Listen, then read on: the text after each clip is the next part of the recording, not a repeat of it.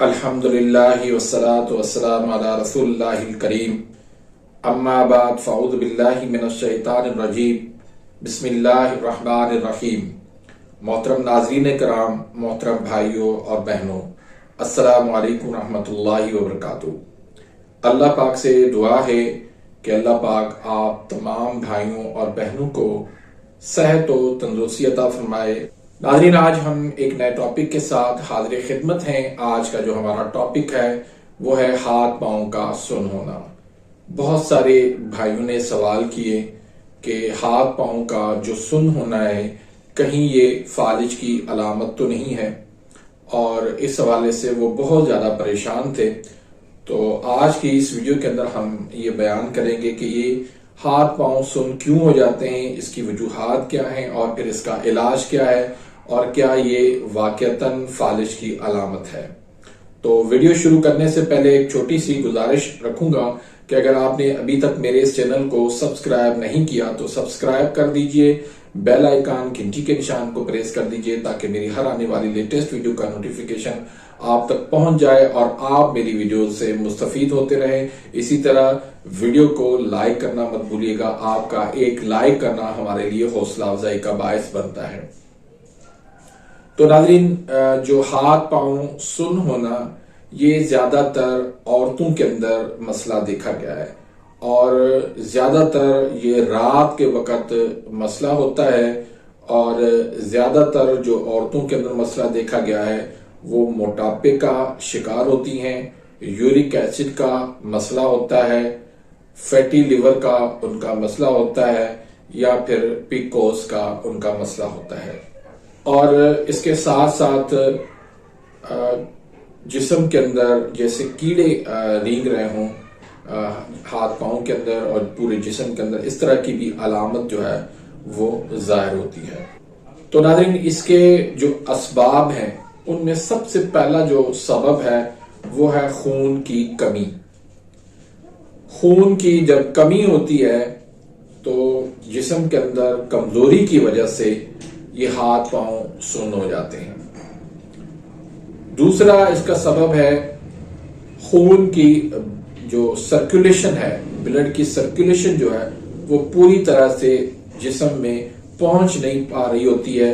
تو جہاں جہاں خون کم پہنچ رہا ہوتا ہے وہاں وہ کمزوری کی سبب کی وجہ سے سن ہو رہا ہوتا ہے، یا وہاں پر کیڑے رینگنگ جیسی علامت ظاہر ہوتی ہے۔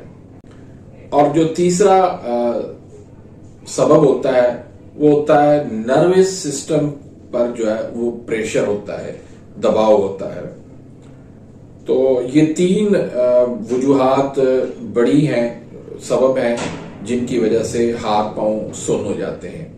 اب یہ جو ہے قانون مفرد اعضاء کی تحریک اعصابی عضلاتی میں یہ زیادہ تر مسئلہ دیکھا گیا ہے، کیونکہ وہاں پر بلڈ کی سرکولیشن جو ہے وہ ساری دماغ کی طرف ہوتی ہے، تو اعصاب پر شدید قسم کا پریشر ہوتا ہے جس کی وجہ سے اعصاب پر سوزش ہو جاتی ہے۔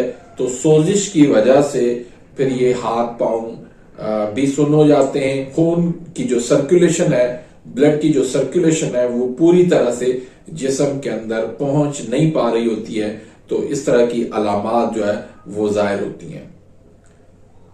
تو اب اس کا علاج ہم کس طرح کریں گے؟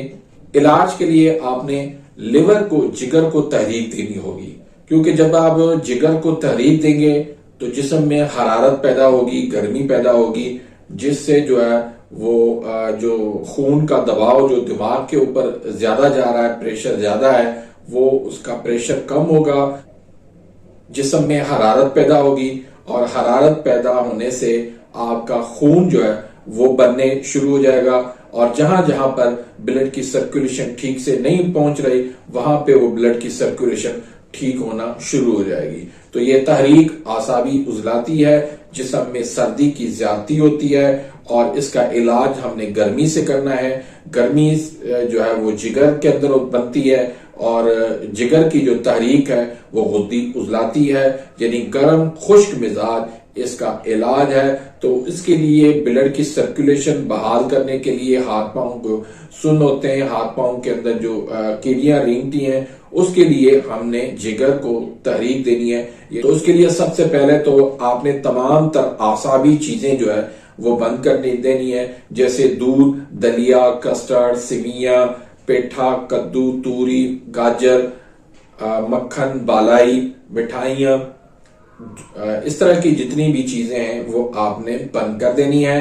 اور اس کے ساتھ آپ نے وہ چیزیں استعمال کروانی ہے جس سے حرارت بھی بڑھے اور جس سے بلڈ کی سرکولیشن بھی ٹھیک ہو اور جس سے جسم کے اندر حرکت، تحریک پیدا ہو.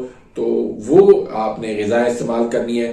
مثلا آپ نے منقع، انجیر، انار، کشمش، پکوڑے، بیسن کی روٹی، بیسن کے لڈو، چنے کالے اور سفید، چنے کی دال، شملہ مرچ، مچھلی، دیسی مرغی، کھجور، شہد، سرسوں کا ساگ، اس طرح کی جتنی بھی خشک گرم اور گرم خشک غذائیں ہیں وہ آپ نے استعمال کروانی ہے. اس کے ساتھ آپ نے انڈوں کا استعمال جو ہے وہ کثرت سے کرنا ہے. انڈے زیادہ تر فرائی کر کے کھائیں یا پھر یہ کہ انڈے ابال کے بھی آپ کھا سکتے ہیں.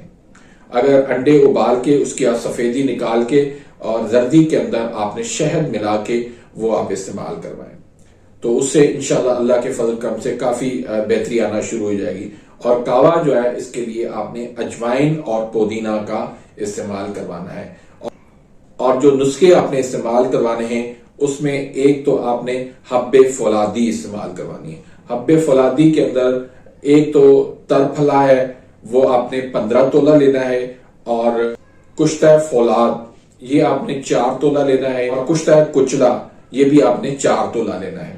یہ آپ نے 500 mg کی صفو بنا کے 500 mg کے کیپسول بھر کے صبح، دوپہر، شام ایک ایک کیپسول استعمال کروانا ہے. دوسرا نسخہ جو ہے وہ 4 ملین کا استعمال کرنا ہے. اس میں اجوائن ہے، رائی ہے، تیز پات ہے، تینوں جو ہے وہ آپ نے ایک ایک تولہ، اس کے ساتھ گندک آملہ سار وہ آپ نے 3 تولہ شامل کرنی ہے. تو ان کا آپ نے صفو بنا کے 1000 mg کے کیپسول بھر کے صبح، دوپہر، شام ایک ایک کیپسول آپ نے استعمال کروانا ہے. اللہ کے فضل کرم سے آپ چند دنوں کے اندر یہ دیکھیں گے ہاتھ پاؤں سن ہونا، جسم کے اندر کیڑیاں رینگنا، اور اس کے ساتھ ساتھ اور بھی بہت ساری علامات جو ہے وہ آپ کی دور ہوتی جائے گی. آپ کی بلڈ کی سرکولیشن پورے جسم میں پہنچنا شروع ہو جائے گی اور آپ کے خون کی جو کمی ہے وہ بھی دور ہونا شروع ہو جائے گی. تو ناظرین، امید ہے کہ آج کی اس ویڈیو سے آپ مستفید ہوئے ہوں گے. اپنی رائے کمنٹس کے اندر ضرور دیجیے گا. اسی کے ساتھ ہی میں اجازت چاہتا ہوں، ملتے ہیں انشاءاللہ نیکسٹ ویڈیو میں. تب تک کے لیے اجازت، اللہ حافظ.